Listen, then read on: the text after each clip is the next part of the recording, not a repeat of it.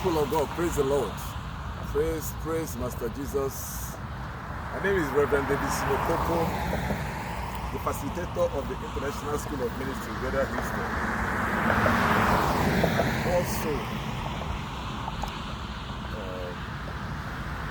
the Bible study presenter for this series called Samuel, Saul, and David, their ministries and the faith and vocation. Today, we are at some other church. You can look at the church right there. It says it's called Faith Healing Ministries. It's somewhere in Houston. It's a full gospel church. This is where I and the Spirit within me and the Holy Ghost will have us study the Word of God this evening. This place is close to the road, so we might hear noises of cars moving around.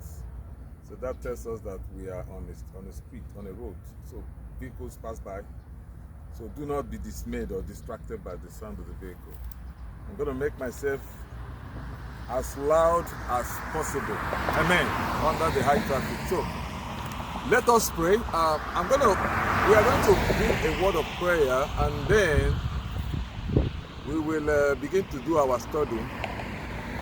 We will pray, and then we'll have a short advert from our parent body. Our parent body is called the International School of Ministry, the ISOM. Our school is called the ISOMGH. The ISOMGH is a member of the ISOM. And the ISOM is the parent organization that owns the curriculum with which we teach.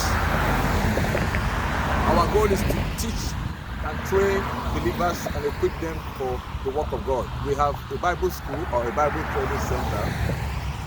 Our Bible training center is one of the 40,000 training centers all over the world, through which the ISOM, fulfills its mandate.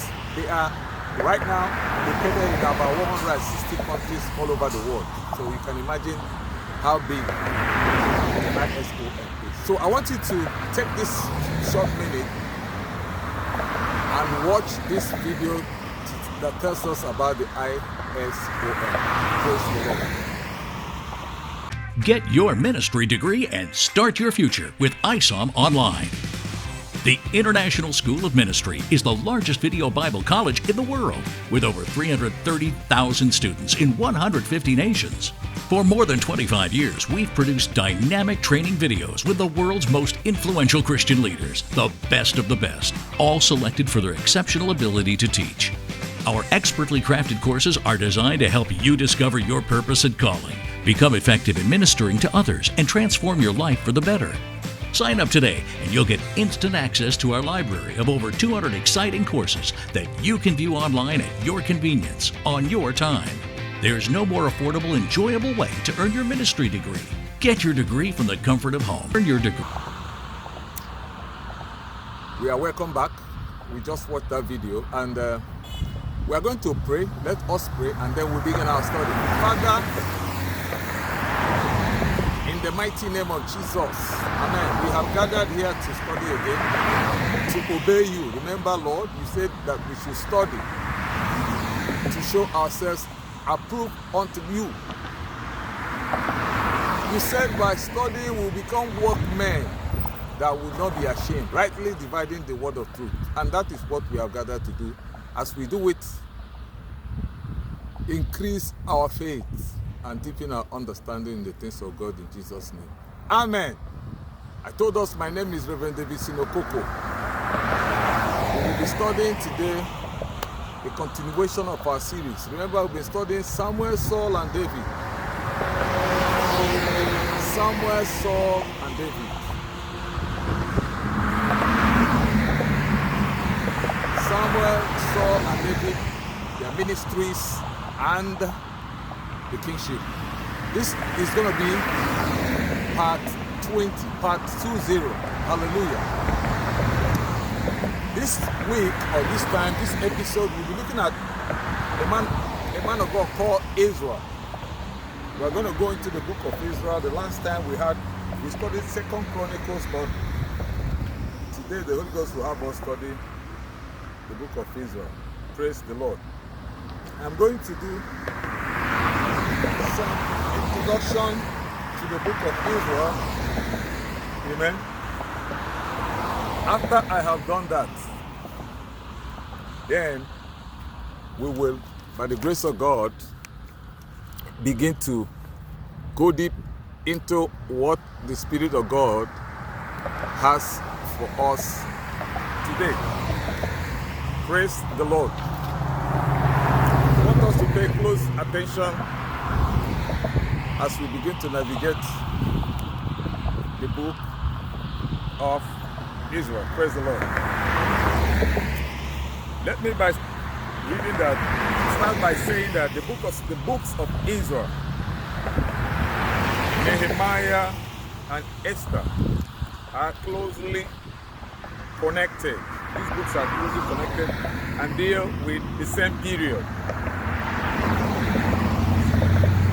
I'm going to give us the account of the historical period following the exile. Many of us know about the exile. They carried away into Babylon.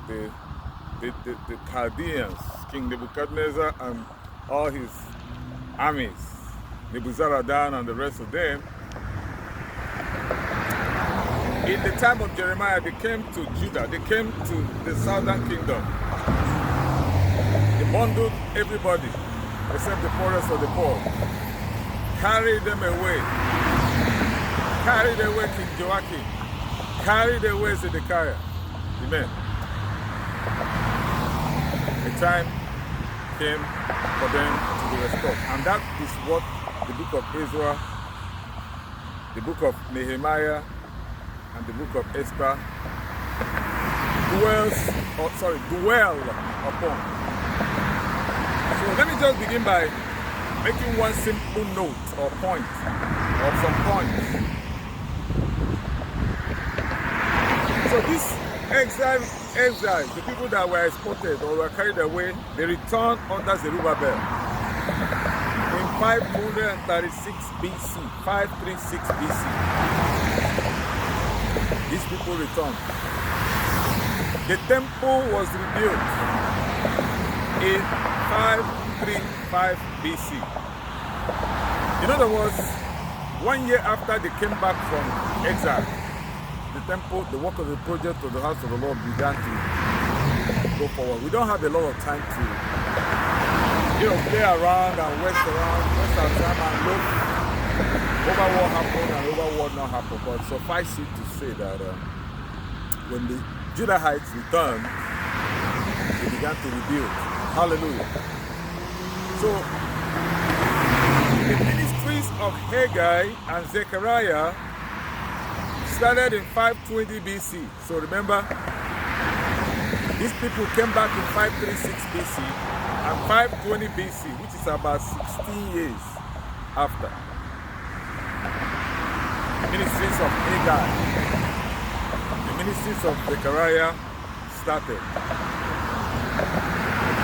And then the temple was dedicated in 515 BC.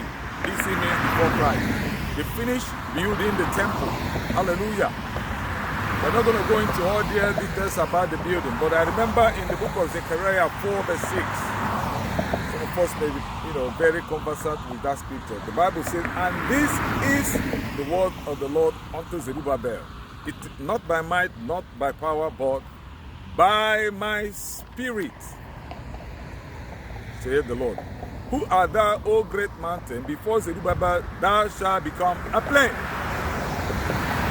What does the Bible mean? That was the period when Zerubbabel was the governor. He was the one spearheading the building of the temple. But he began to grow feeble. He began to grow weary. He began to grow weak. And the Lord sent Zechariah and another prophet to go and encourage him.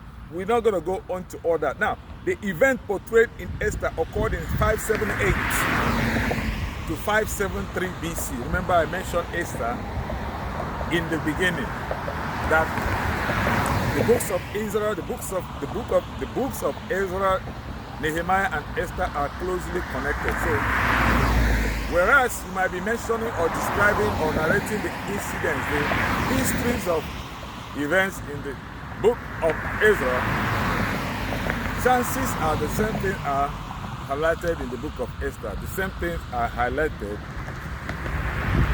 in the book of Nehemiah. Praise God. Hallelujah. Ezra visited Jerusalem in 458 BC. This is history. And then Nehemiah sent to Jerusalem as governor. He eventually became the governor of Jerusalem or Judah. Let's just say the governor of Judah. And then he rebuilt the walls in 446 BC. So if you look at what I've been telling you, the temple was rebuilt in 535 BC. Nehemiah became the governor and rebuilt the wall in 446 BC. If you do the mathematics, you can see that 535 minus 446 is going to give us the period of time from which the temple was built and the period of time at which Nehemiah began to do what? To build the wall. Remember, Nehemiah's ministry was to rebuild the wall of the city, including the wall of the temple. Then, it was Zerubbabel. Zerubbabel was the one that was working on the temple. Now, another thing that happened in this period is that Malachi, some of us know Malachi, the book of Malachi, the prophet Malachi. Within this period, his ministry also flourished. Praise the Lord. He began to flourish, or he began to minister in this period. Hallelujah. So let's just take the major theme, the book of Ezra. Hallelujah. The major point in the book of Ezra is restoration. Whereas the temple in Israel was destroyed in Kings and Chronicles, they were rebuilt in the book of Ezra. So destruction was eminent in the book of Kings and in the book of Chronicles. But when we come over to the book of Ezra, you see that there was restoration. They were rebuilt in Israel. So whereas the book of Kings and the book of Chronicles portray an idolatrous nation, a nation that forsook their God, Ezra portrayed a spiritually sanctified nation free from idol worship. Praise the Lord. I want you to take note of that difference. So other things restored in the book of Ezra are as follows.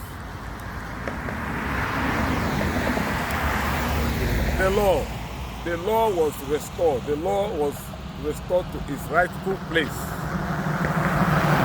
in the heart of the people. Separation of Israel from Hedonic influence and custom was also achieved in the period of Israel, in the reign of Israel. God used hedonist kings to purge or to achieve his restorative purposes. These kings included Cyrus, Darius, and Artaxerxes. Some of us know these kings. As we get along in history, you will see read about these kings. These kings played dominant roles in the book of Ezra. Praise the Lord. There are two distinct periods under which Ezra prophesied. From 536 BC to 516 BC. It's a period of 20 years, 20 years. Under Zerubbabel, praise the Lord. The governor of Judah and Joshua the high priest, these people ministered during this period. The temple was rebuilt. So from 536 BC to 516 BC, the temple was rebuilt. We can all read that in the book of Ezra, chapter 3 to chapter 6. We're not going to go into all that today. Also, during this period, Haggai and Zechariah prophesied. These are prophets. So during this period, their ministries went into activity, just began to operate. Also, 457 BC to 432 BC. That is a period of 25 years. And during this period, under Nehemiah, the governor, and Ezra, the priest, the wall was rebuilt. The wall of the city was rebuilt. And Jerusalem was restored to its former place as a fortified city. Praise the Lord. And I also say Malachi prophesied during this period. This second period is accounted for by Nehemiah. Praise the Lord. And Ezra, fortunately, comes in between the two periods. Praise the Lord. This is where we're going to stop today. Remember, our topic is Samuel, Saul, and David, the ministries and the kingship. We are in the kingship, and we just described how the Judahites returned or are being restored in the days of Ezra the scribe. He's a scribe. This is part 20. Amen. Next episode will become part 21. We'll still be talking about Samuel, Saul, and David, their ministries and the kingship. My name is Reverend David Sinokoko. Thank you for paying attention. And I'm going to close, as I started, with a short prayer. Join me and pray. Father, in the name that is above every other name, thank you for giving us hearing ears. Hallelujah. Thank you for the revelation you have given us, even with the little you have gathered from this place in Jesus' name. Amen. I want to thank you for paying attention to this lesson that we just studied. Remember, I told us this place is on the roadside. Amen. And I want to thank you for paying attention, for having the desire to learn. Next time, we are going to continue where we stop at. May the Lord bless you abundantly in Jesus' mighty name.